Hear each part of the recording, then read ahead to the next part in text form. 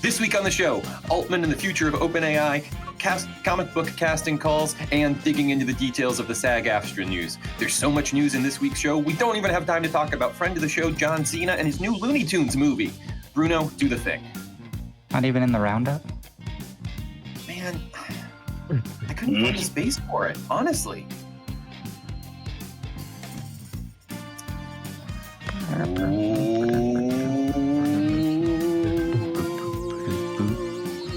Welcome to Nerd Here Weekly. I'm Riley Trahan, and as always, I'm joined this week by Deepak Chitnis. Gobble gobble, mofos. Fred Neighbor. How's it going, everybody? And the newest hire at the Pokemon Concierge Hotel, Jackson Trahan. I honestly don't know anything about this, but I'm on board.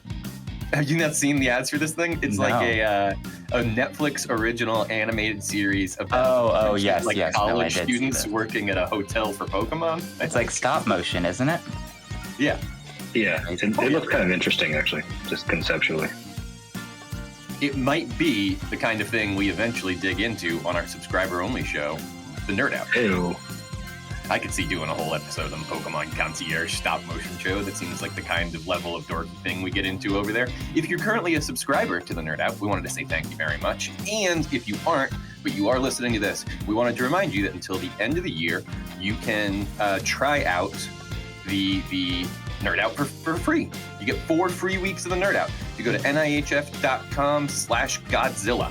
It'll get you access to 4 free episodes of the Nerd Out, so you can decide if that's the sort of thing you're into and if you want to keep hanging out with us over there or not. So again, NIHF.com/Godzilla, 4 free episodes of the Nerd Out, and then $5 a month after that gets you all the cool extra bonus stuff we have going on over there. You can't even you can't even pay AI right now. Like, they won't let you, and we're offering you stuff for free. Yeah, exactly. And what did we just do? We just did that whole Deepak. We did a deep dive into the Marvel news. That was yours last week. Mm-hmm. Yeah, our Nerd Out last week was all about how Marvel is sort of in a state of upheaval right now. So what do we think of the current situation? How do we get here? And where do we think they're going now? So good talk. Yeah. And and then coming up, Jack, you've got a game planned out for us? Yeah, I thought we could do a little bit of frivolity. I was hoping we might play a little bit of Pictionary, where we take some of the news stories, some of the things we like to talk about so often here, and try to communicate them to each other in visual media. None of us are artists, before anyone gets excited. None of us have like significant artistic skill, but I think that'll be part of the fun. Yeah, we need some frivolity on the show. We're always too serious. Exactly. Too serious. Well, we talk about serious stuff too much, but... Also worth mentioning that Jack can do that because you can watch this show now. So if you're still listening to us in your podcast feed, we appreciate that. But you can also head over to our YouTube channel or NIHF.com, where you can see all our stuff, the Nerd Outs and Weekly, in video form each and every week. So don't forget about that. But that's enough of us promoting our own stuff. Let's get to the news in the headline roundup.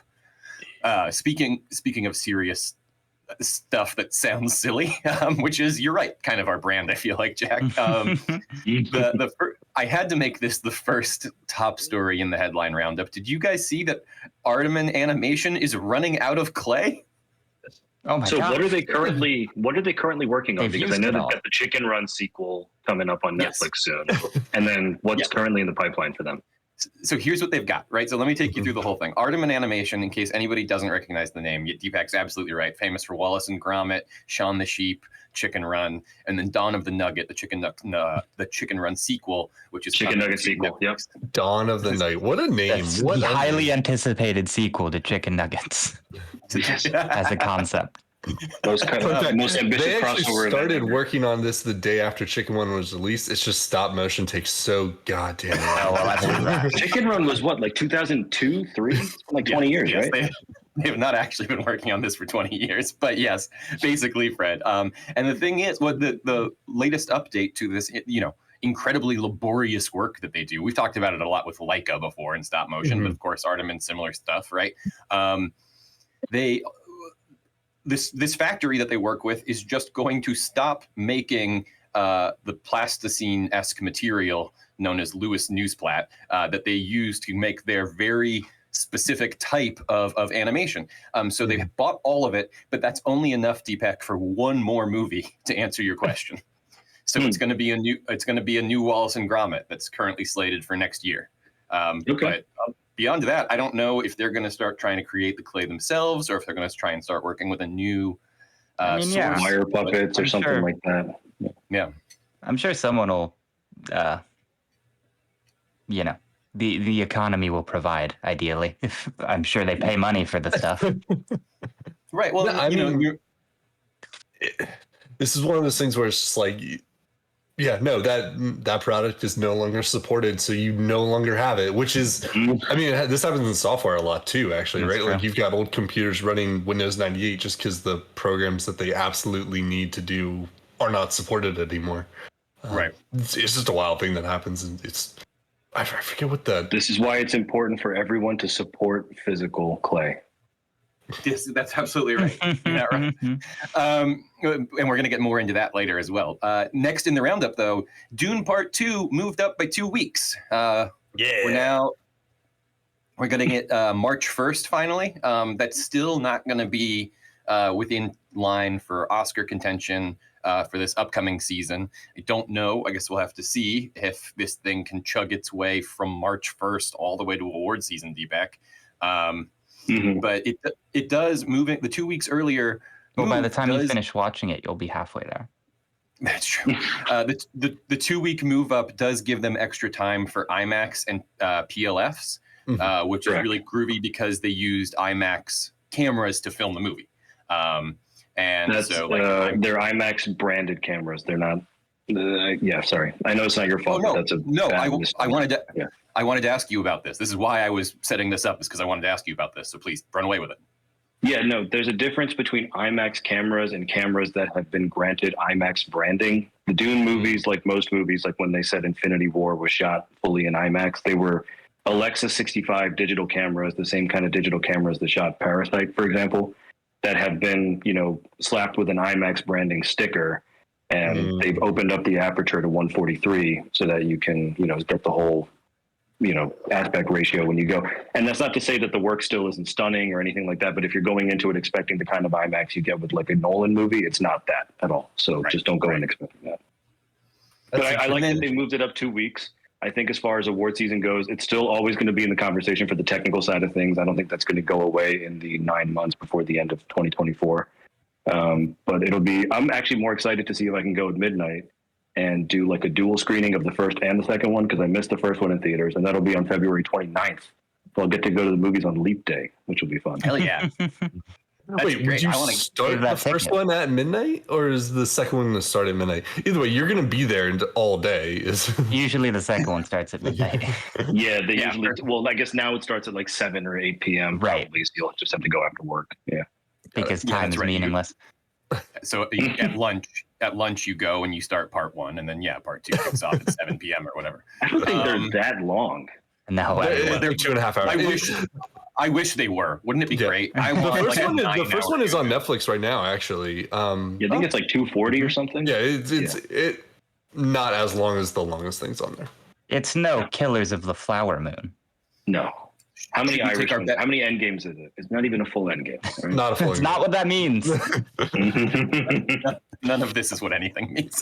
Do we think now, Deepak, you and I were at Topgolf yesterday, and we were talking about this.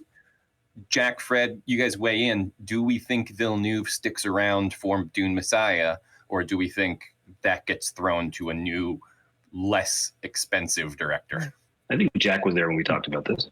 Oh, I didn't remember Jack. Oh, look, go ahead. Sorry, I didn't know if you had an opinion on this yesterday. I mean, I think of all of them, Dune Messiah and even the third one, which the name escapes me, are the most one story of it all. Like there's a Paul Atreides through line that sort of, not to spoil anything, falls off in the later books as we just move forward in time pretty dramatically. Well, I understand what you're worm. Well, it just Do you think they're going to get that weird? I don't know. Well, I mean, that's the real question. I don't know how far into the really weird sci-fi stuff that Dune gets into in the later books they're going to be able to carry the movies. It sounds like they're moving forward with that Max show, though. It was an announcement that got a new name. So that's something. Is that in the Dune universe, or? Yeah, it's about the Bene Gesserit. Oh, okay. That's there's like 20 something books out there, like of source material that Frank Herbert just had nothing to do with, and I have no interest in any of the non-Frank Herbert stuff, because at that point I think you're really just dabbling in wacky ideas for people who like to take drugs, which is fine, and I'm into that. But the conversation we were having with Jack yesterday, what I was referencing is this whole thing about how they're hiring directors now to do like the first one or two of a movie series. Yes, we did talk about that. As kind of like a pilot, and then they'll hand it off to someone else. So like Gerwig is doing a couple Narnias, Villeneuve's going to do a couple Dunes. Yeah, we were talking about that in terms of also the Barbie films. Yeah, so I think maybe Gunn does a couple of the new DC movies and then hands Superman, it out. Exactly. So I think that's the TV model is going to start coming into, if it hasn't already. I really hope it doesn't, though, because I think like even with one movie, you can always tell when they switch directors. Right, like if you watch, go on. Like Justice League, for example, like where they bring in all the directors and it just becomes a muddled mess. And if you're trying to tell like a single through line story, like a trilogy, I think you have to keep the same director for the trilogy. I think in particular, Star Wars fans are have a bit of PTSD about the idea of multiple directors on a series. Yeah, we were talking about it specifically hiring a lesser known director and instructing them to recreate the vibe and the style first I did. Yeah, which is different than what happened in those situations, I think. But and Star Wars, I think, was more of a lack of sort of an overarching plan, not necessarily that like if you have scripts, you can bring in directors to go, this is the script, like what Marvel does, for better or worse.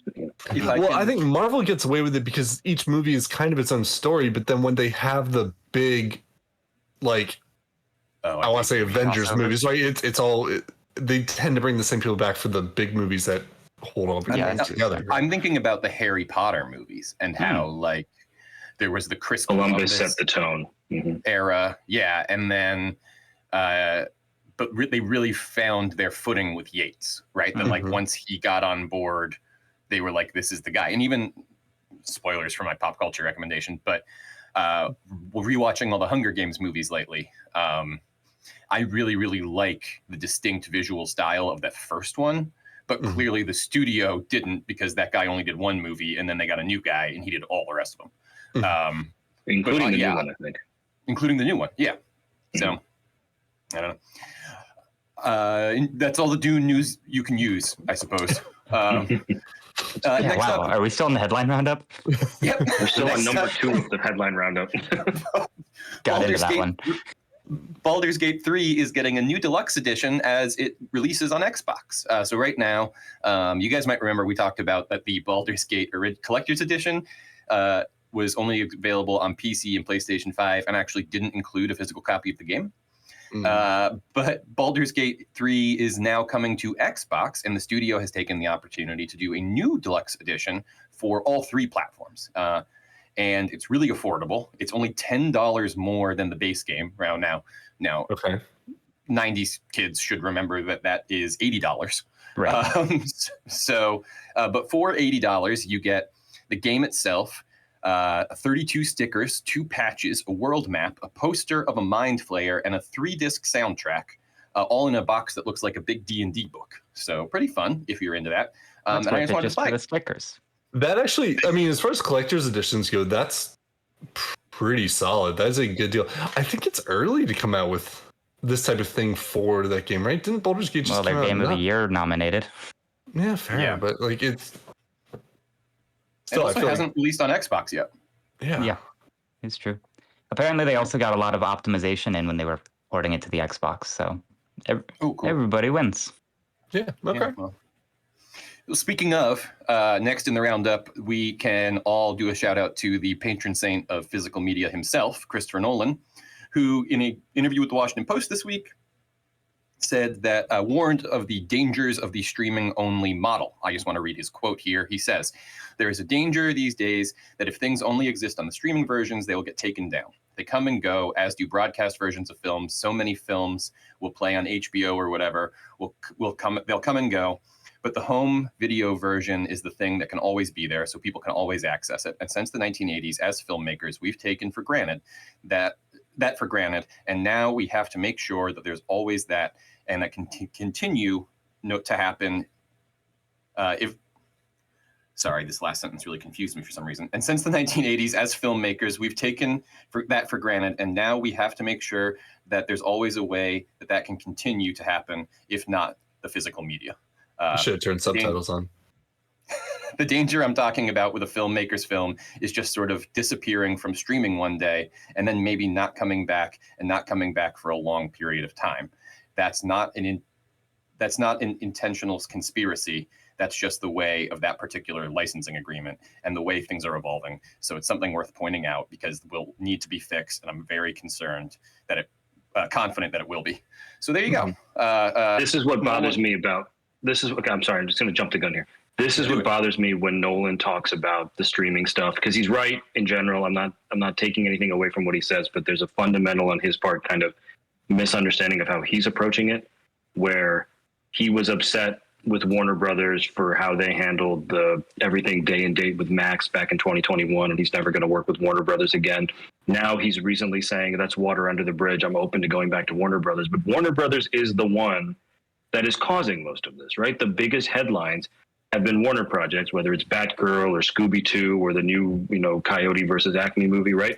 So where is Nolan standing on this? Like, you got to at some point keep your money where your mouth is. And if you're not going to work with a studio or support a studio that's doing this, it's Warner Brothers. Don't work with them.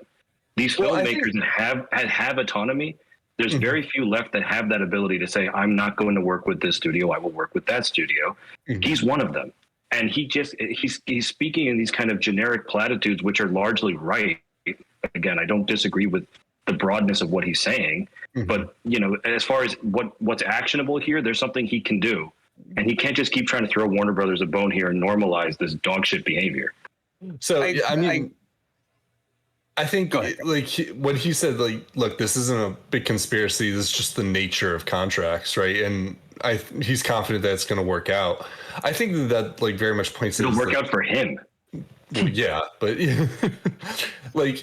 I think that he can do both, right? You're absolutely right, Deepak, that Christopher Nolan is the type of person. He's got enough clout where he can move that needle if he wants to, and I think he probably will for his movies, definitely.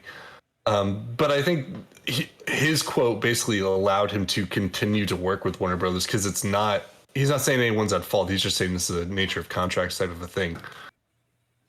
It doesn't have to be. If he's one of the people that puts his flag in the sand, he hasn't. I mean, if he doesn't have clout, who does? It's like him, Spielberg, and potentially Cameron. Because Scorsese, I don't even know if he has clout because he's had to run to the streamers now. No one's making his movies either.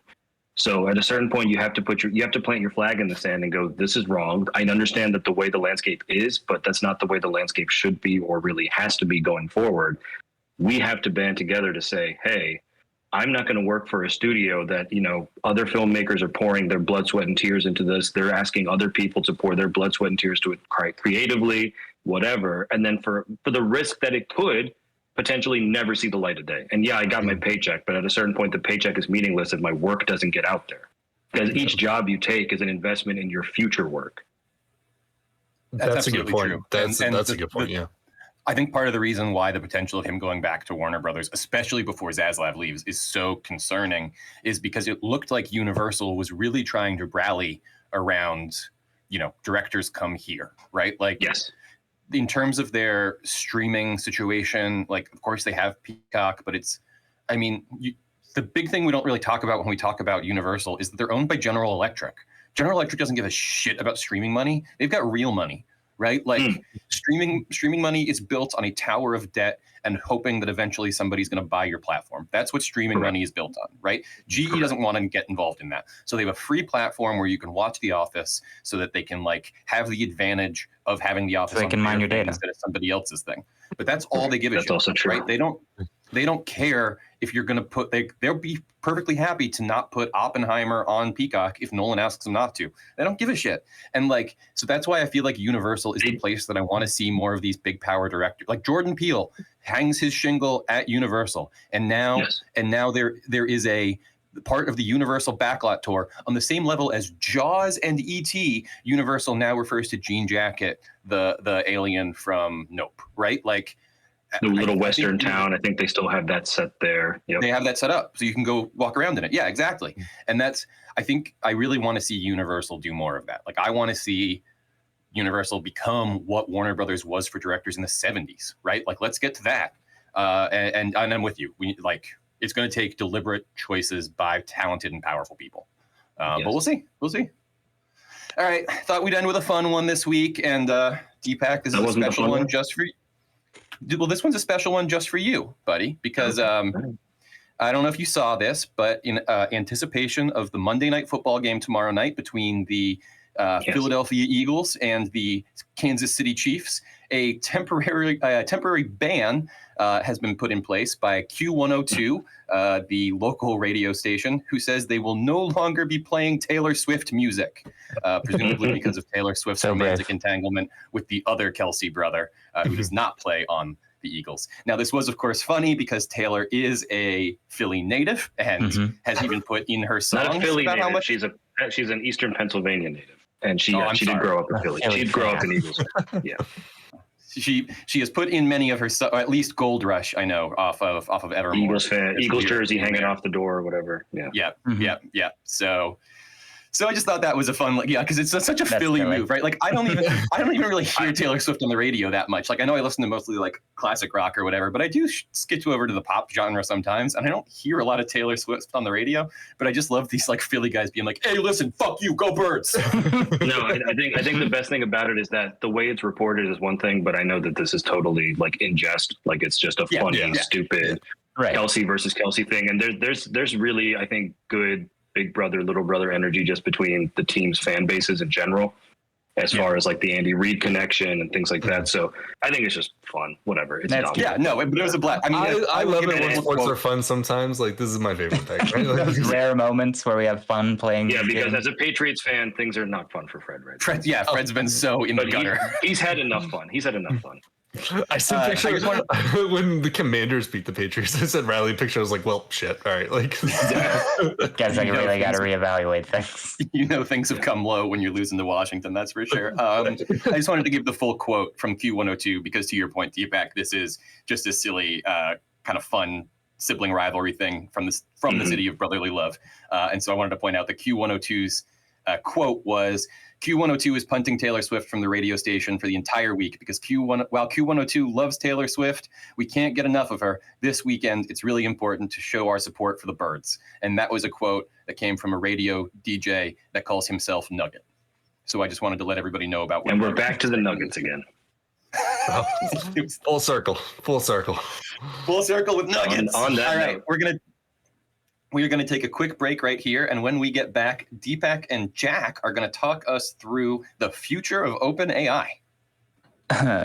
Okay, yeah. So, in a very surprising and still pretty actively breaking story, on Friday, like 2 days ago, it was reported very suddenly that the CEO of OpenAI, whose last name I'm looking up right now, Sam Altman, was ousted as the CEO of OpenAI, despite being the only person who's ever had that job in history, which was pretty startling, especially with no announcement of why or the lead up to things, like no transition of leadership was set up in any real meaningful way. It was just dropped him like a brick. So that was startling, and over the course of the weekend, we've gotten a lot more news and context around what has happened.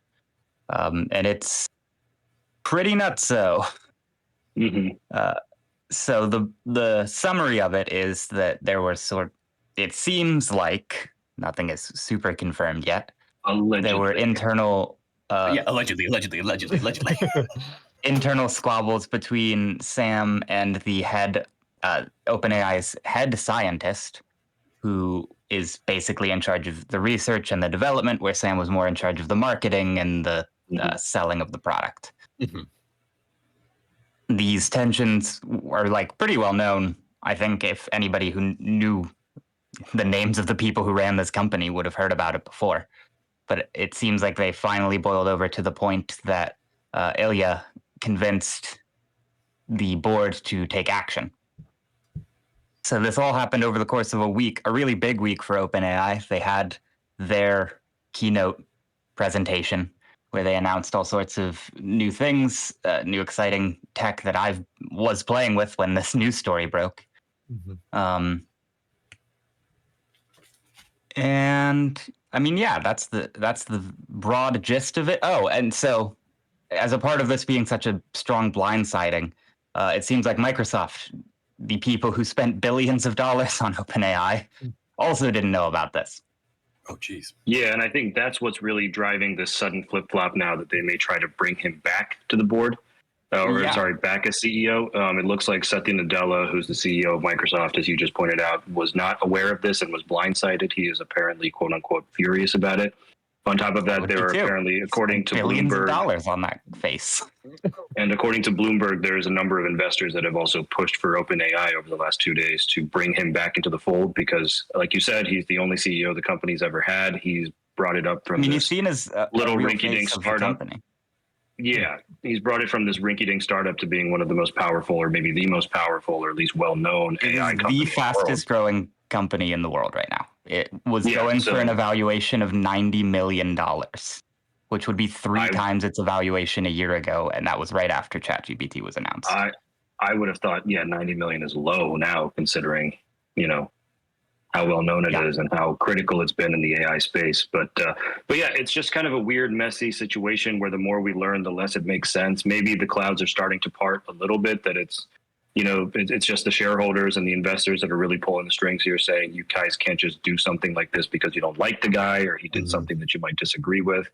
It seems like there were disagreements about, in particular, the rate of growth, which, since the company has become for-profit, Kale Surprise, they're very interested in growing as quickly as possible. Shocking. I hate to play devil's advocate, but I'm siding with the talent on this one. If the creator and major developer is hey, we can't grow that fast, then maybe they have something to say. I mean, that's fair. I think it is not. You shouldn't just dismiss what Ilya is saying out of hand about we can't support this kind of growth permanently. Mm-hmm. Reportedly, Sam was looking a lot into Middle Eastern royalty for money going forward. Oh, hold on now. I'm not even necessarily saying that as a terrible thing. They have a lot of money. I understand why. They're not the only ones going to the Middle East with their hands out. We've seen it go from the PGA all the way to sports and all that stuff. FIFA, the money's there. He wanted to start doing more hardware stuff. He wanted to partner with Johnny Ive on making a chip specifically to run AI programs more efficiently. All of these, he had a lot of plans, and all of these ideas are really looking like, and all of these employees are looking like they're going to quit OpenAI and go into a new company if he does not decide to go back. And he has described himself as ambivalent on the matter. So they'll have to make some pretty convincing arguments to write, firing him, which makes sense. Right now, I think Sam is asking for the board to be completely restructured so this doesn't happen again, which seems fair. Yeah. But, he has to ask the board to restructure the board. As long as I guess that's fair. I think he just wants nobody who's on it now to still be on it. Yeah, they're in an impasse, and I think the overlords at Microsoft are going to have to step in, and ultimately they're going to call the shots regardless. So if they want Altman back, and they've said that they're still committed to keeping their partnership with OpenAI, which they probably legally have to be. So I'm sure. Is it a partnership, or did they merge or did they acquire? I don't think it's a partnership. I think OpenAI is a Microsoft company. Believe, that they. Well, I don't know, because they do have certainly under that context, you would think they would have more authority in this matter. Like, let me see. Let me look up the details of this deal that was made. I imagine it's a thing where like they probably do have more authority, but it's just rude to do it. They're always Yeah, your described as press an state- investor. Yes, Your PR the statement. business world famously is very into feelings and caring about what people feel about things. It's rude. They made a $10 billion investment into OpenAI. Yeah. Yeah. They're not looking to rock the boat on a $10 billion investment. Rumors That's like are not that even in a year exchange, old. they receive 75% of profits. I mean, Deepak, I take your joke, but when you put in that much money and you get that much of the profits, it feels like you are just being considerate in not calling yourself their owners, right? Like, Yeah, right. Like that's just what I'm also- saying. Like it's just No, yeah, fair point. this is nutso though, Jack. I mean, you guys were really into this morning. I have not done a ton of research into it because, as you say, this story was breaking as Bruno and I were prepping the show, and so I just saw that you guys seemed like you had things to say about it, and it seemed like an easy win for me to just drop it into the program. Absolutely. How is this going to impact potentially, like, we were talking about how they were growing at such an astounding rate, and a big part of that has been the number of ways that people have been able to use these tools in like the consumer space, right? Like Chat GPT, Dolly, right? Like all those things that have been like so suddenly invasive into like our day-to-day lives. How do you think this is going to, what do you think maybe originally people thought like another year of all this, another year of OpenAI would originally do before this big mix-up, and how do you think it's going to be impacted now because of this big mix-up? Not in a year, but I would have probably, like, without this, I would have been pretty confident. I would have at least put OpenAI in contention for the first $1 trillion company, which, considering their age and size, would be ridiculous. I don't think that's going to happen now. I don't think that evaluation that they were working so hard to prep is going to go very well anymore. And I think broadly it means, I mean, OpenAI has, I think it's fair to say, dominated this emerging market in a really strong way, mostly because they had a head start. They started GPT-1 in 2018. Like, just because we started, it became so pervasive recently was because it became very good recently, but it was astonishingly good considering the other technologies at the time. So I think the biggest effect this would probably have is to sort of level the playing field if it stagnates OpenAI's development, as they have to, as the people who have just cooed this company learn that they have to spend 30 cents every time an idiot tries to use ChatGPT instead of Google, like 3 times, myself included. That's going to be difficult to manage, and the person who has had a decade of experience managing it getting kicked out is going to slow things down. The good news is that they did just release all of these new features in development that they've been working on. So I do think that from a consumer perspective, there's enough shiny new toys that we might not notice. But I do think behind the scenes, the long-term trajectory of OpenAI as a company is very different now to how it was like 36 hours ago. Interesting. Definitely not asking for a friend of mine who's worried about the robot apocalypse. All right. Anything else to add? Anything to kiss us off here with, Jack? Are we good to go? How much more do you want, Riley? My God. I'm just making sure. I don't want to cut anybody off. You guys seem No, I really think that's it. invested in Oh, this the thing. president also quit when he learned about the news. And like I said, a lot of employees were president saying, quits. Joe Biden? yeah, Joe Biden was like, nah, bud. I'm out, son. Can't do this. Stand with my man Sam. No, the president of OpenAI. All right. Well, on the other side of this break, we're going to dig into who is playing some of our favorite superhero friends. It's the sequel to the Marvel Corner. Yeah. I mean, basically, right? We did. So as we recorded the Marvel Nerd Out, right? This was the, like, we were getting the first hints that Pedro Pascal was going to be Mr. Fantastic, and then by the time we had finished recording that episode, it was stone cold confirmed. So since then, we've gotten a lot more Marvel news. I'm still gonna push back on it being stone cold confirmed. You're hedging, Even Deadline. okay. No, Deadline said that they're still far away from a deal. They're trying to work it out. It's looking very likely, but it is not confirmed. I mean, I get that thought until the ink's dry on Deepak. paper. Thank you, Deepak. That is very helpful. I thought I had seen that.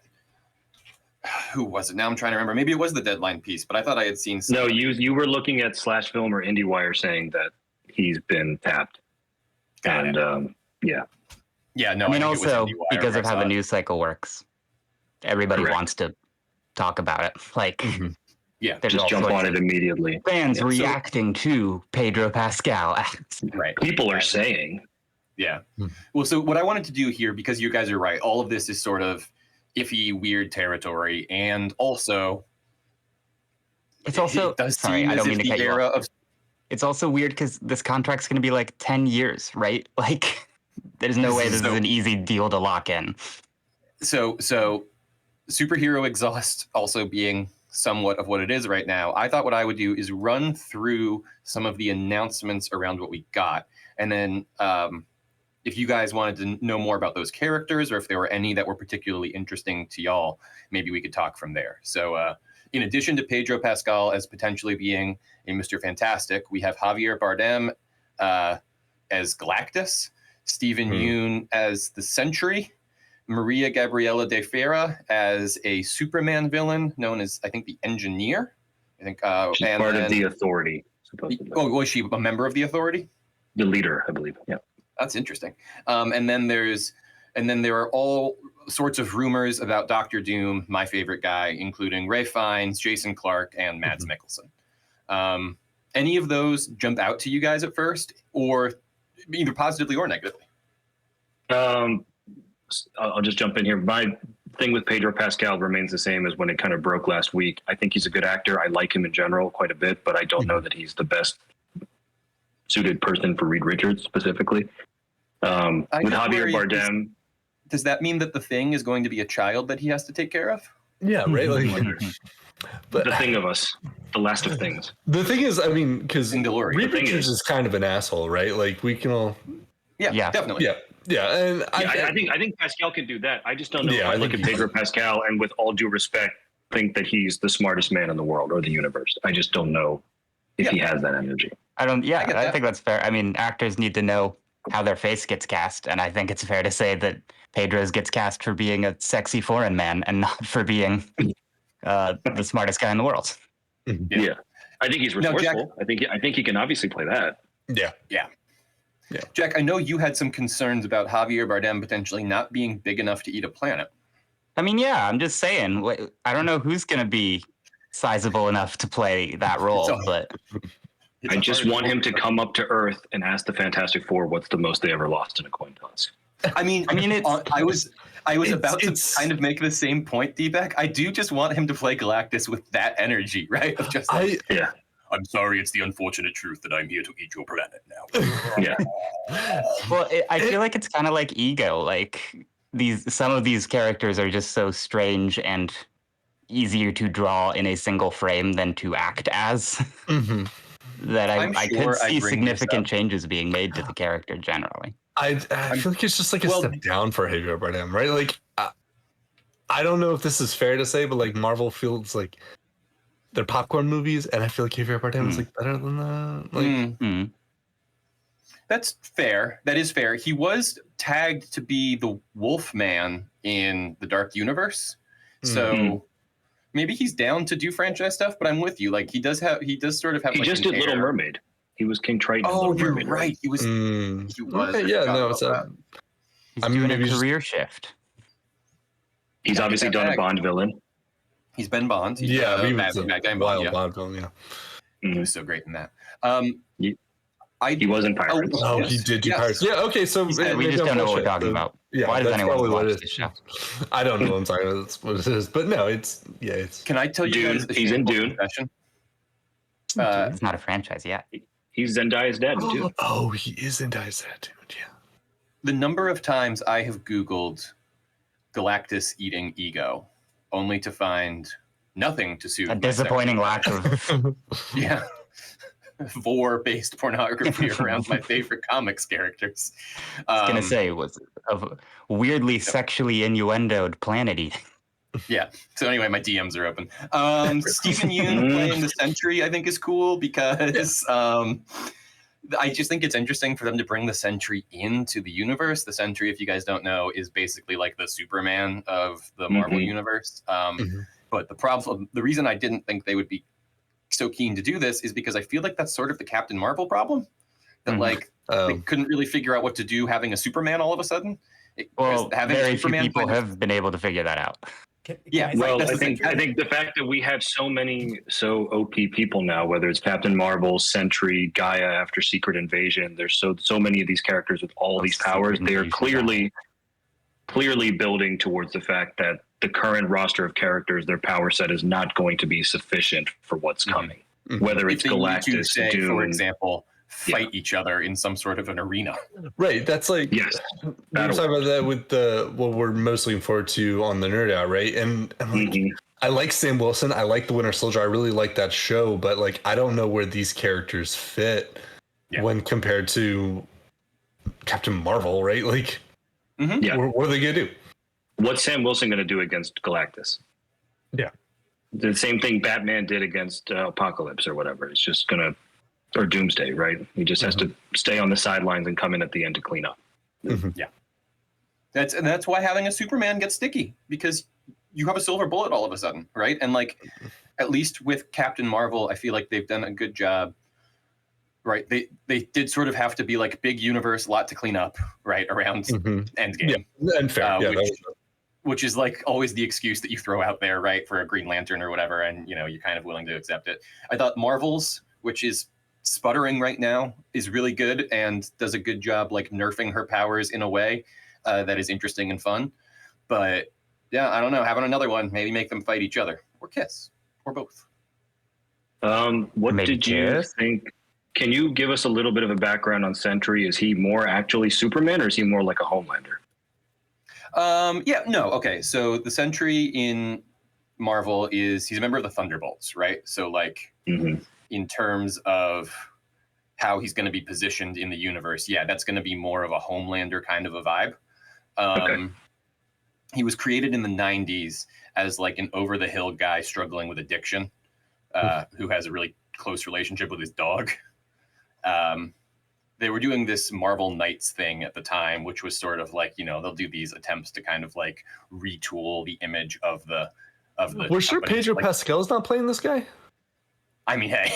Well, the funny thing is, when Ewan was first cast, all they said was that he didn't want to take a role that was a one-off. He wanted to take a role that would be more meaningful long-term. And so people were wondering what it could be. So if it's Sentry, it makes sense that he's going to be a long-term mainstay going forward. A, because of his power set and what we think is coming up, but B, because I think maybe they're trying to tap into boys stuff, or they're trying to tap into like, we're going to get out of this rut that people think we're being redundant or repetitive. So we're going to start maybe focusing on some characters that are less savory, whether it's even like Namor, for example, right? The way that he was introduced.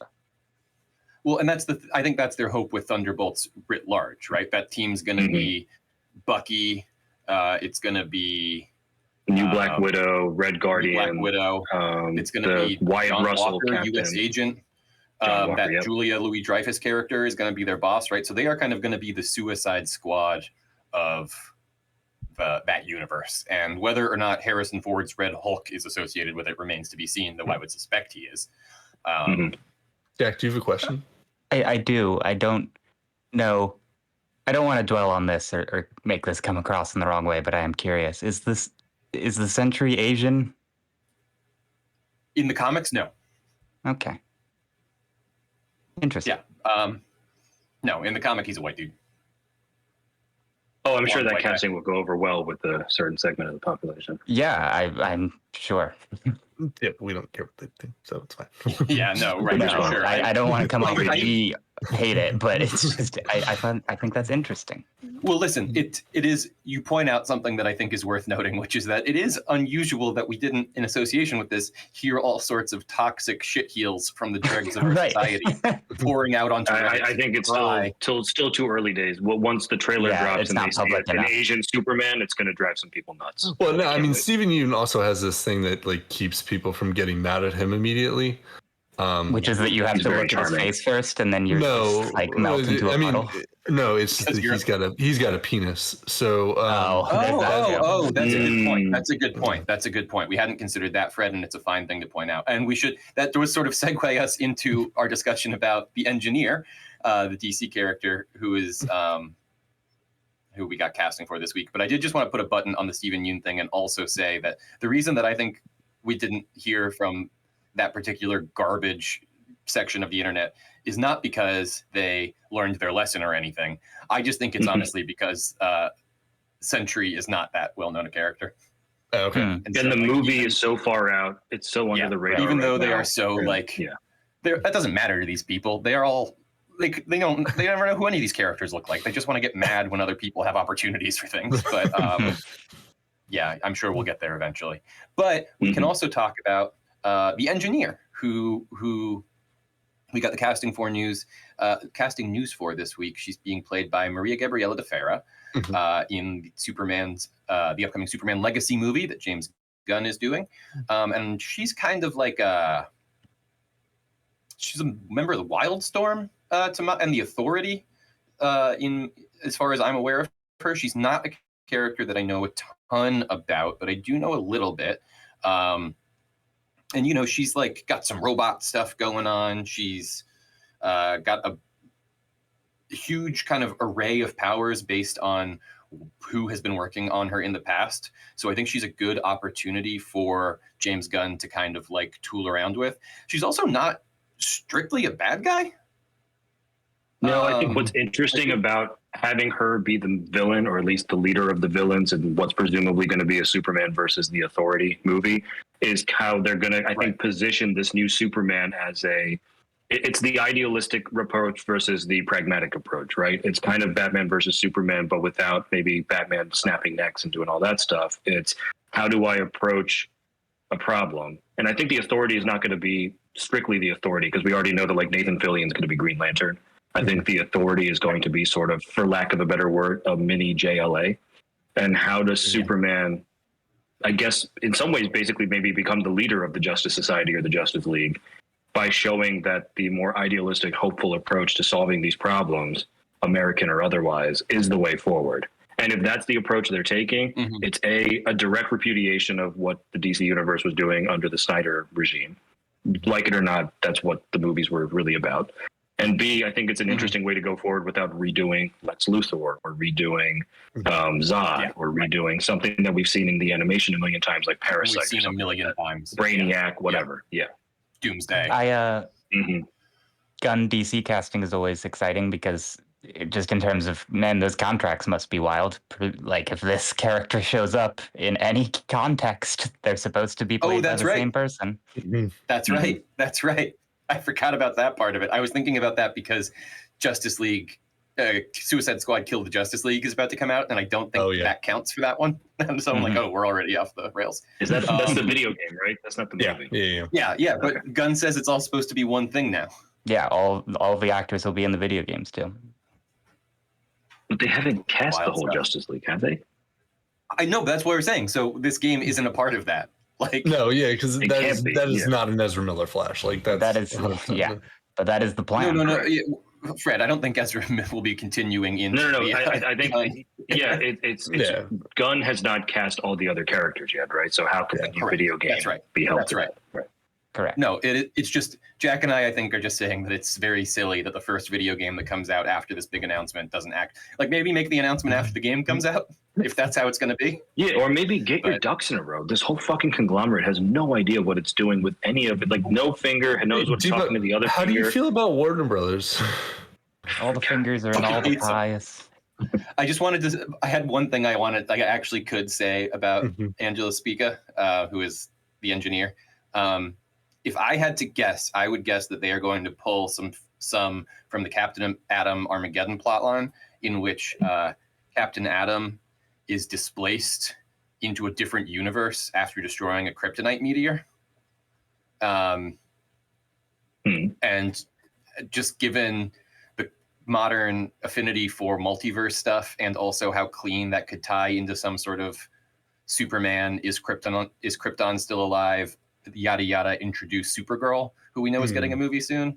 Like, all that seemed like it was maybe of interest to Gunn. Like, when I was trying to figure out what would he be into about the Engineer as a particular character that would allow him to do bigger story stuff. So it would piss me off to no end. It would piss me off to no end if they're already looking at multiverse stuff. Like, they just did it with Flash, and I don't think any of these DC properties have as much like built-in goodwill like what Spider-Man or some of the X-Men and Marvel stuff has. Focus on what you're doing right now. For once in your goddamn life, just fucking focus on the task in front of you. I would agree with you. Yeah, man, you're not wrong. You said the phrase Barbie 2 to me, so I owed you this emotional damage in return. Yeah. We have a healthy relationship. All right. When we get back, we're going to finish off this week's show by talking about the SAG deal. We got a deal. All right. So as of about a week or so ago, we have a deal between SAG-AFTRA and the Motion Picture Studios of America, whatever that AMPTP. Obviously, the big sticking point there for a while was in addition to sort of the residual structure for streaming and TV and the new Wild West that we're in that way. The big one was AI.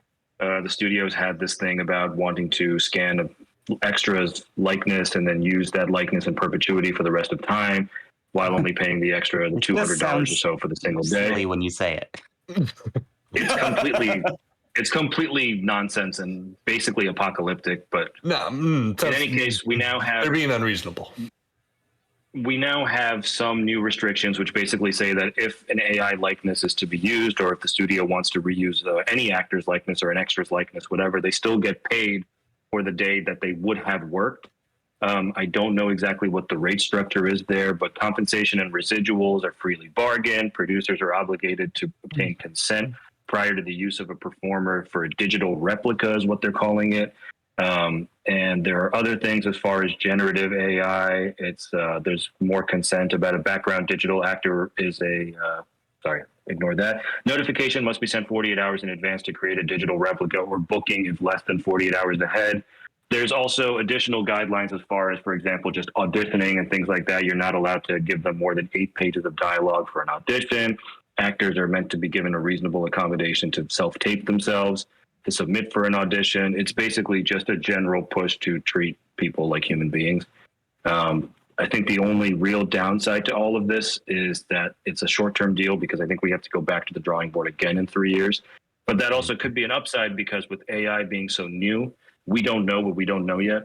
These things are going to get more and more complex as the possibilities of the technology continue to open up as it matures. And I think coming back to it more frequently is good to kind of keep the deals fresh, keep people from getting entrenched, for example, in these like 20-year-old TV deals that have totally taken over the streaming landscape and caused a lot of these problems to begin with.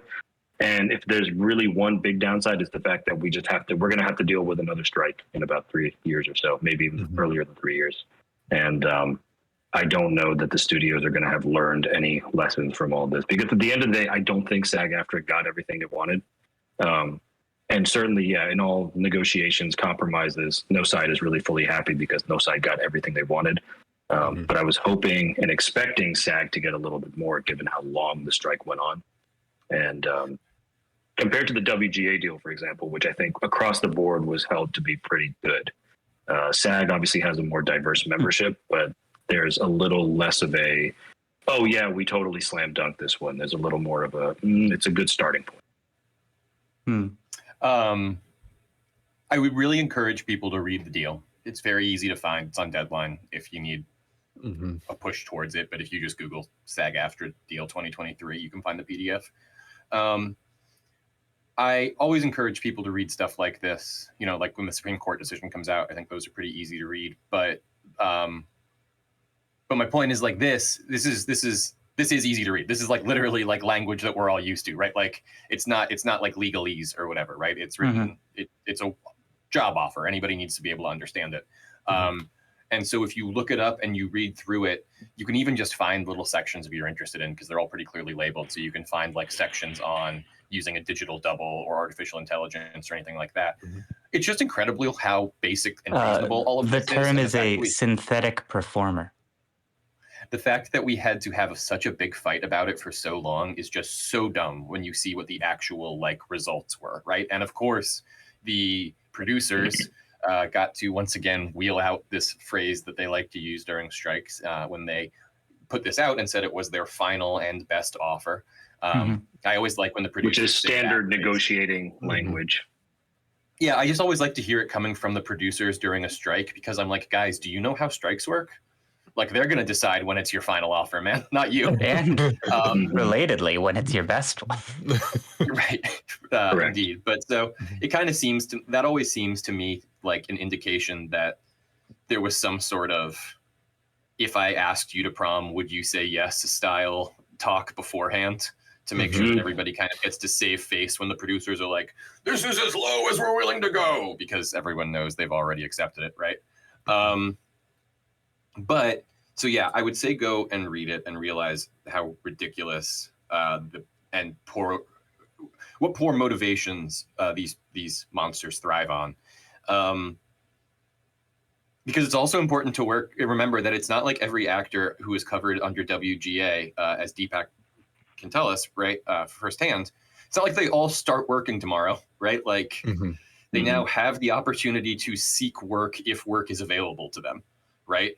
And that is why I think that people, especially like in the arts, right, actors and writers especially, are always going to strike when the opportunity is, like, when it's required of them, right? Because they are taken advantage of so wholesale by their employer.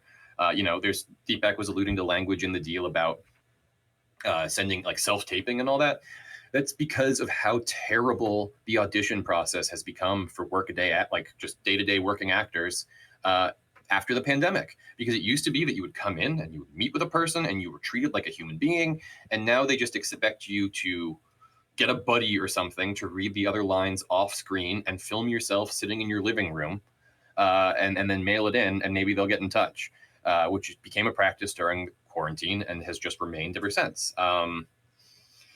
So yeah, there's just so much of the, obviously it's good that people are going to get back to getting paid. And obviously it's good that, a lot of these protections, we have we have somewhere to go from with these protections. Now, we know where the agreed upon baseline is, and it will only improve from here. But yeah, it's also just so silly that we had to fight for all that time for this. Yeah, this is what we I have a couple things. I think it's mostly a double-edged sword. I agree with Deepak's assessment that having a short-term deal while we're still figuring out AI is a good idea, right? Like, I think that that's probably a good thing to see where this technology goes, and then we can renegotiate once we know a little bit more about it. I'm worried that means that they kind of accepted a bit of a lowball offer because they only need to accept it for 3 years. Does that make sense? So if it's not a perfect deal, yeah, but it might be a little bit uncomfortable, but it's only going to be uncomfortable for 3 years. And then Riley, you did this too, where you're like, all right, this is a good place to work on it. It's only going to get better. It could get worse in 3 years too. Correct. That's fair. And so on the one hand, like, I get making it a short-term deal because, yeah, AI is new, but also there's no guarantee that this improves after 3 years. And I think that that's something that we need to be aware of. Yeah. So let's really quickly here, let's just get to the meat of the conversation. I want to run through here 4 different major line items that were involved in the deal. 2 of them they're all about regulating AI, right? And I kind of want to go through and talk about the definition of the term, what's involved in getting consent, and then compensation for these terms. And this is information that I pulled off that Deadline site story that we mentioned earlier. So if people really want to dig in for themselves, you can find that on Deadline. It was like Deepak said, I think it was a story that just went up last week. So the first thing to talk about is employment-based digital replicas. So an employment-based digital replica is created during a performer's employment and their physical participation, and is used to portray the performer in scenes they didn't actually shoot, right? So while you were employed, your time was taken to make a digital version of yourself to be used, whatever, in a stunt or something, right? It's mandatory consent from the performer for creating and using the digital replica. Love that term, mandatory consent. What a great term. Consent not obtained before death must be obtained from an authorized representative or the union. Clear contracts with a reasonably specific description of the use, and additional consent requirements for use in additional projects. So that's what consent around that particular tool looks like. And then in terms of compensation, performers are generally entitled to compensation, including, Deepak, can you help us out with the industry term P&H? Read the sentence again. Performers are generally entitled to compensation, including P&H. I figured it was like benefits. Yeah, I mean, Not something you were dealing with in your contracts. That's fine. So no, I mean, I wasn't SAG. I wasn't in the union. Oh, geez. So performers are God, what a bad country we have. Performers are generally entitled to compensation for the creation pension and healthcare. Pension and healthcare. Thank you. Generally entitled to compensation for the creation and use of their replicas and for the use in additional projects or other mediums, and residuals paid for use that would normally generate residuals. So that's how those things work. Do we feel like we have a good understanding of how those things work? I think so. Yeah, Jack's looking at me with a positive face. I'm trying to figure out how healthcare works if you're not stable employment. Just his face, says Deepak. All right. So the next thing we want to talk about is independently created digital replicas. So these are digital replicas created often using external materials and used to portray the performer in scenes they didn't actually shoot. But I guess it's not necessary. It's not. They're not during their time of employment. That's what the big difference is, right? So in terms of consent for those, producers are obliged to obtain consent prior to the use from the performer. Consent not obtained before death must be obtained from an authorized representative of the union, and clear contract with reasonable specific description for the use. So all the same stuff there, basically. And then in terms of compensation, they are freely bargained over compensation and residuals on a case-by-case basis, which we don't love. And then any compensation paid to the performer for the use of independently created digital replicas will be subject to pension and retirement and health contributions, which is good. And then if you want to change either of those, it's the same rules. You have to get clear, obvious consent from the performer, and the producers have to provide reasonable description of the intended alteration. Mm-hmm. Oh, this one's particularly interesting standout, though. If lip or facial movements are altered to make it look like a background actor is speaking and dialogue is added in, they will be upgraded to a day performer. So even if and Deepak, this is, maybe you can help us with the specifics of why this is important, because I know it's a big deal for a background actor to have dialogue in a scene. That like totally changes how your contract works, I believe. So it sounds like become a featured extra. You could kind of elevate it a little bit. So it sounds like this is a way to avoid them like getting around that by just doing it with the computer. Is so they're looking out. Yeah, that's not even something that would have occurred to me. So I mean, then again, I'm not in it every day. So yeah. All right. The last two things I wanted to just buzz through here really quickly are generative AI and digital replication of background actors, because that last one, digital replication of background actors, is related to what we were just talking about and is really important for folks trying to get into the industry. But we like to talk about generative AI around here. We just did a whole other story on it, so I thought we should hit it.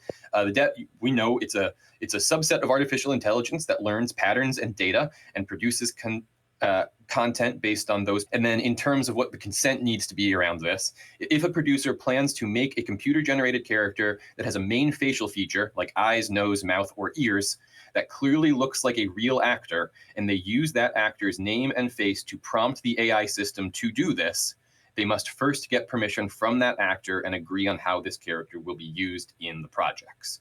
So if I type into like OpenAI, I want Michael Caine to ride a motorcycle, I first have to get Michael Caine's approval on my cool motorcycle stunt. Well, OpenAI won't do that for you, but Yes.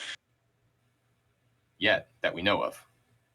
The system is supposedly trained not to make real people's faces. Although, yeah, I'm sure you could trick it if you were clever enough. I do like that stuff. The version of AI, the version of it that exists right now is the worst version of it that will ever exist. It's only going to get better. They'll be able to do that in no time. It's not that they can't, it's that they that. have taught it not to.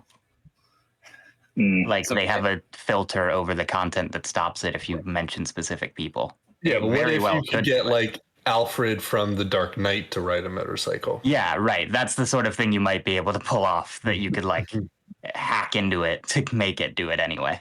Mm-hmm. Well, I know Nolan has a waiver to use Michael Caine's likeness. Just in perpetuity, yeah. Yeah, so now we have Michael Caine forever. No, who's he had? He's had a new guy be in charge of that recently. Damon's been his. Branagh. Oh, Branagh. Yeah, Branagh. you're right. Branagh does a good explain the rules of the movie to you. Yeah. But here's the guidelines around generative AI use. Producers must notify the union if they create synthetic performers and bargain over whether compensation or any other consideration is appropriate. Second, there will be regular meetings to discuss considerations for using any video and audio recordings made under the agreements to train AI systems. Third, regular meetings will cover current and future use of AI in projects and to make sure the AI does not create or reinforce any unfair biases. And then finally, producers acknowledge importance of human performance and the risk of job replacement when utilizing generative AI. That last one, seemingly just being that they agreed to the terms and services of the contract. But anything in there that, I don't know, Jack, on your end of the techiness of it, or Deepak on your end from the day in the life of a working actor end of it, anything in there just jump out at you as either particularly good or bad? Nothing beyond what we've already talked about. Yeah. Right. Yeah, I think it's kind of what we expected it to be. Okay, I'll just run through the last one here, which, like we said, is just about digital replication of background actors. So a background actor digital replica is a digital version of a background actor's voice or likeness made with the actor physically present for scenes they didn't actually film. In order to get consent on this, notification must be sent 48 hours in advance to create a digital replica, or at booking if less than 48 hours ahead. And there's a clear and separate consent is required for the use of background actors' digital replica in movies, and in the case of deceased performers, their estate or union. Replicas must not be used to meet the background counts for the day, and digital replicas will not be allowed to avoid the engagement of background actors. So basically, you have a certain number of people you have to hire for a project under the union agreement. You can't skimp out on those by making robo puppets. And then in terms of compensation for those folks, time spent creating the digital replica counts as work time and is paid accordingly. If a background actor is called in just for replication, they get paid for a full day. And if the digital replica is used as a principal character, the actor gets paid a principal's rate for the estimated days they would have worked. So good protections there, I think. All right. That's the For end everybody on the edge of legal their jargon. seats, I did ask, and when I asked for Michael Caine, it instead just gave me this, quote, generic elderly gentleman who evokes British elegance.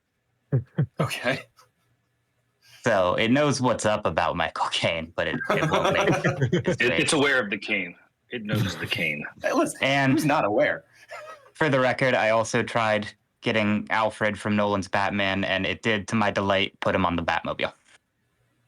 Incredible. Please send that to the group chat. Master Wayne needs my help. All right. Stick around for pop culture recommendations. This has been Nerd Here Weekly. Thanks so much for listening. If you are a sponsor of the show, we really appreciate that as well, so thanks for that. We're going to head out of here. We've done a long one again, accidentally, but before that, we're going to hit you with some pop culture recommendations. This week, I want to start with Jack. Yeah, I just binged all of Netflix's Blue Eye Samurai. It was very good. It was very well animated. 3D animation is in an incredible place since like 2018, and it continues to floor me. And we also had really cool moments of like real well animated sword making, and all of the places where the duels take place are very beautiful and cinematic, and It's just a really good looking show. Jack, did you see the video of them capturing the reference video of people actually doing those fights? Yeah. Really cool side by side. I mean, the martial arts is great. If I have any complaints, it's that the writing lacks, I feel like, a little bit sometimes, but everything else about it is very good. And that's on Netflix? Yes. Deepak. Legacy of Monsters, the new Monarch show on Apple TV Plus, debuted this week. There's 2 episodes out. I've seen them both. There's a lot of backstory and jumping around in timelines and setting things up in these first 2 episodes, but it does dovetail very nicely with the movies, especially if you kept up with them, and you can pick up on things like what happened to the USS Lawton and so on and so forth, and certain character relationships and things like that. But now that the second episode is over, it feels like all the characters are now together. We have enough backstory that we can kind of fill in the blanks, and now we're off to the races in the next 8 episodes. I think it's a 10-episode series so far. I think we're in a good place to just start things and go forward now, so I'm looking forward to it. There is nothing I love more than deep, deep lore in a universe nobody cares about. Fred?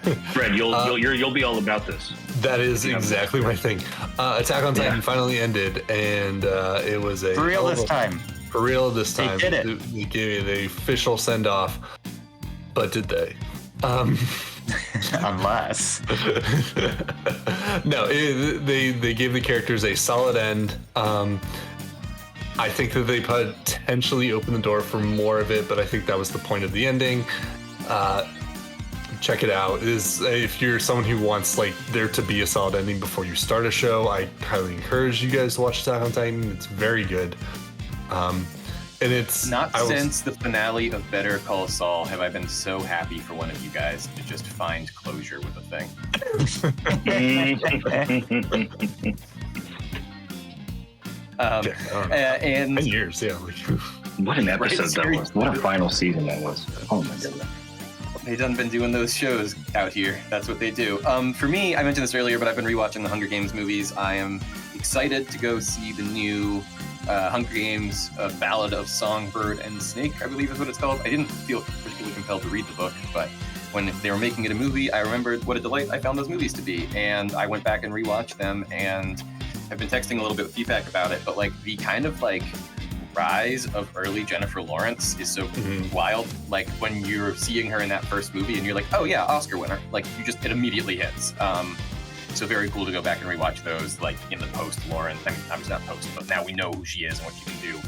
And at the time, unless you had seen Winter's Bone, you really had no idea, I guess. So I think Hunger Games gets such a weird rap because it gets kind of tied in with all the young adult novels of the time. But I think that Hunger Games did it correctly in the beginning, and they made it a good, compelling story at the beginning, and then everyone tried to emulate it, and they emulated it badly. And I think that rubbed off poorly on the Hunger Games. But I agree with yours. The books are good. The movies are pretty good. It's all good. It's just I think they get lumped in with poor copies. And even as the movies, I think they make a lot of the decisions that are the worst decisions that ruin those types of movies, right? Of course, they infamously commit the split the final one sin. But it all works for them, where everybody else it doesn't work. I don't know that worked, but everything else I think was fine. Yeah. Yeah. I mean, well, yeah, sure. It's not as unpalatable for me as the fact that they never ended the Divergent movies because they tried to split the last one and the producers just went, nah, we're good. So yeah, go rewatch the Hunger Games, I guess. This has been Nerded Here Weekly. Thank you so much for listening. The show is produced by Bruno Menendez and Bruno Menendez. This has been Nerd Here Weekly. Thank you so much for listening. This show is produced by Bruno Menendez and me, Riley Trahan. Our art is by Wiki Rascals, who you can follow at Wiki Rascals on Instagram, and our music is by Purple Planet, who you can check out at purpleplanet.com. Follow us on Instagram, TikTok, and Threads at Nerd Here First, and subscribe to the show at NIHF.com. And if you like what we do, for $5 a month, you can get access to the Nerd Out, our deep dives into dorky diatribes. And as always, don't forget to tune in next week to hear.